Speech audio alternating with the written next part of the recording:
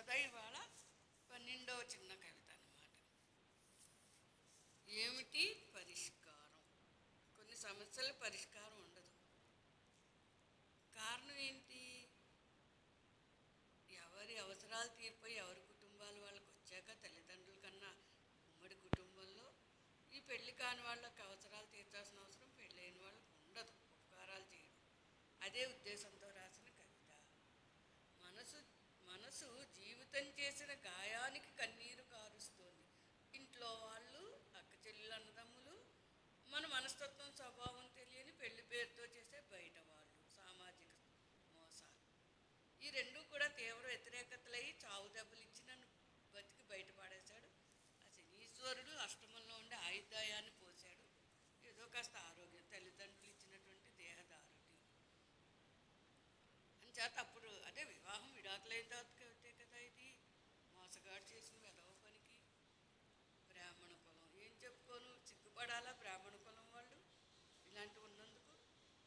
మనసు జీవితం చేసిన గాయానికి కన్నీరు కారుస్తోంది. సరే, మరి సెక్యులర్ స్టేట్ కదా, అన్ని కులాల్లో అన్ని రకాల వాళ్ళు ఉంటారనమాట. అది విధిరాత, జ్యోతిష్యం, జాతకం అని గ్రహాలు అనుకుంటాం. ఉదరం చెరువు అయిపోతోంది.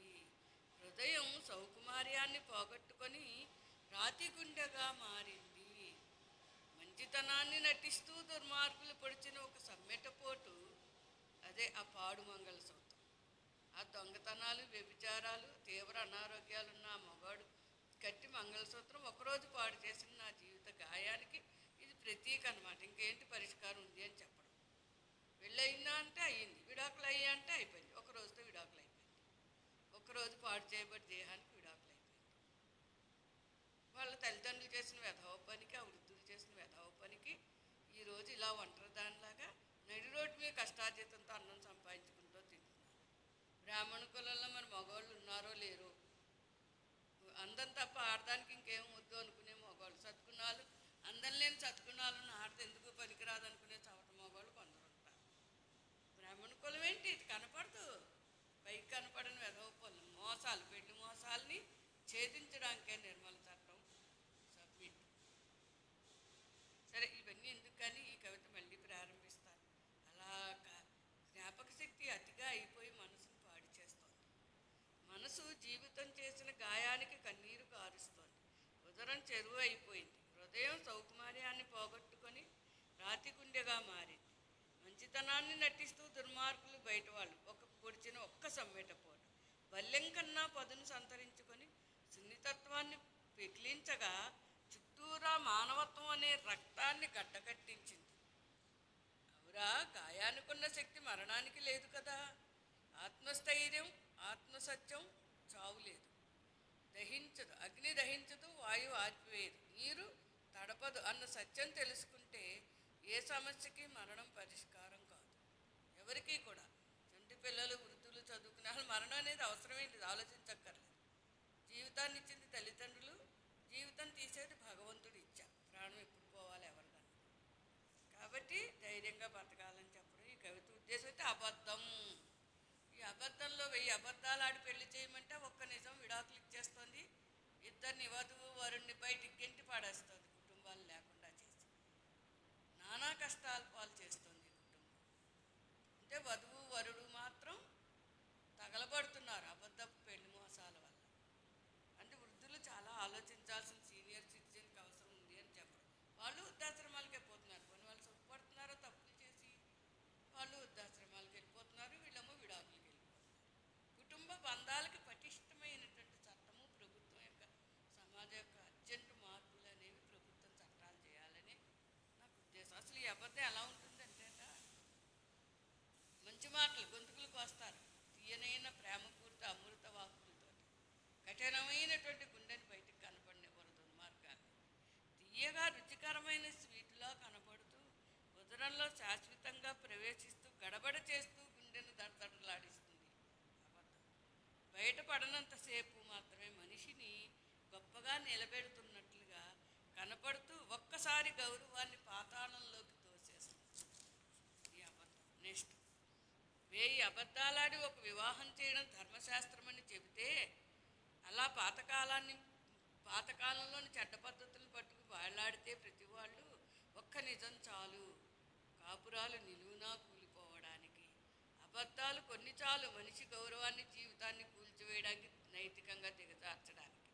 ఈ అబద్ధం నటన చిన్నపిల్లల మనసులో ప్రారంభమయ్యి ముసలివారి దాకా చేరిపోయి రకరకాలుగా అస్తవ్యస్త పరిస్థితులను సృష్టిస్తోంది.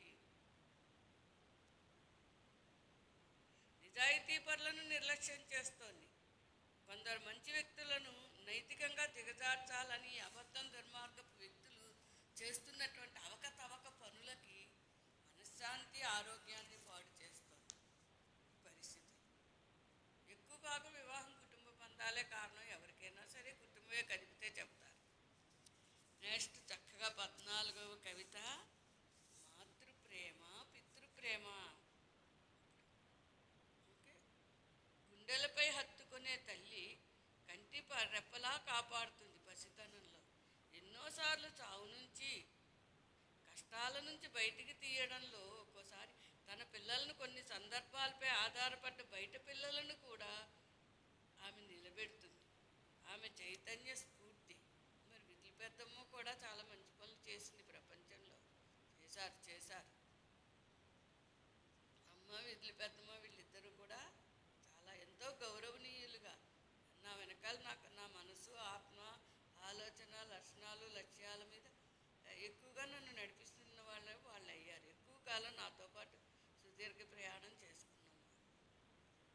ఆమె చైతన్య స్ఫూర్తి. వెన్నుపై కూర్చోపెట్టుకుని ఉప్పు బస్తాగా మోసిన తండ్రి పిల్లల కంటిత్తడిని చూడలేని కారుణ్యమూర్తి.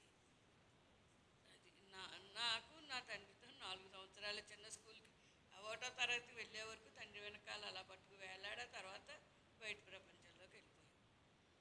4 ఇయర్స్ 5 ఇయర్స్ చంటి పిల్లల దగ్గర ఉండేది అంతే కదా ఎవరికైనా. గుండెల మీద కుంపటి అనే భావించే ఆడపిల్లలని వారి గుండెల్లో కుంపట్లెన్నో మంటలెన్నో. డ్యూటీ నుంచి ఇంటికి వచ్చేప్పుడు కాళ్ళకు చుట్టుకుంటుంది ఆడపిల్ల పసి చేతులతో. ముక్కు మొహం తెలియని వ్యక్తులతో అత్తారింటికి సాగనంపేటప్పుడు తాను ఆడుకున్న తల్లిదండ్రుల ఒడి శాశ్వతంగా దూరమైపోతుందేమో అని ఆ మనసు చూడండి. పెళ్లి చేసుకెళ్ళి ఆడపిల్ల మనసు ఎలా ఉంటుందో. తన ఆత్మబంధంతో పైకి కనపడే తల్లిదండ్రుల చుట్టూ ఒక విచిత్ర వలయాన్ని సృష్టిస్తూ మానసిక దూరాన్ని ప్రేమిస్తూ వెళ్ళిపోతుంది. తన ఆత్మను మనసును శాశ్వతంగా పుట్టింట్లో వదిలి. పిల్లలను కనేప్పుడు అమ్మ బొజ్జలో ఆటుపోట్లను సృష్టించిన పసికందులు అమ్మా నాన్నల జ్ఞాపకాల ఆటుపోట్లను హృదయంలో ధరిస్తూ భరిస్తూ బాల్య స్మృతులు. లోకంలో వృత్తి నిర్వహణకు వెళ్ళిపోతారు.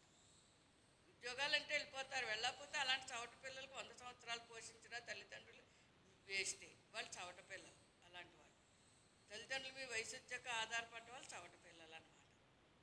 బయటకు ఏది ఏమైనా ఆడపిల్ల శక్తి స్వరూపిణి. ఒక్క పురుష అహంకారం అణగదొక్కుతామని చూసినా ఆడమగ 2 లక్షణాలు ఉంటాయి ప్రతి ఆడవారిలో. ఆడవారు కూడా మగవారికి పుట్టిన పిల్లలేగా, మనవలు మనవరాళ్ళేగా. మనిషిలో దైవబలంతో విజయాలు సాధించడంలో స్వయం కృషి అనే త్రిశూలం ధరిస్తే ధైర్య సాహసాలు ఆడపిల్ల ఊపిరిగా పెంచడంలో ఏ తల్లిదండ్రులు ఓడిపోరాదు. ఆడపిల్లను చులకన భావనతో చూస్తే ఆత్మను కంపింపచేస్తుంది. ఆప్యాయతతో ఆదరిస్తే బహుముఖ ప్రజ్ఞాశాలిగా తల్లిదండ్రుల కీర్తిని ప్రపంచ స్థాయిలో ప్రజ్వలింపచేస్తుంది. ఎందుకో స్త్రీ పురుష భేదాలు పెంచివేస్తున్నాయి. కుటుంబంలో సమాజంలో విచ్ఛిన్నకర ధోరణులు. ఇవి పెద్ద అయిన తర్వాతే స్త్రీ పురుష భేదాలు. చంటి పిల్లలు ఎవరైనా చంటి పిల్లలు 4 ఏళ్ళు 5 ఏళ్ళు 3 ఏళ్ళప్పుడు ఎవరైనా ఒక చొక్కా కట్టినా గౌను కట్టినా ఓలాగే ఉంటారు. పెద్ద యొక్క చీర కట్టినా ప్యాంటు షర్టు వేసుకున్నా ఒకలా ఉండరు అనమాట. ఆ పసితనంలో అన్నీ బాగుంటాయి. ఏ విధంగా వేషభాషలు ఉన్నా. కుటుంబంలో సమాజంలో విచ్ఛిన్నకర ధోరణులు దుర్గుణాలను తెచ్చి సద్గుణాల పెరుగుదలయే కదా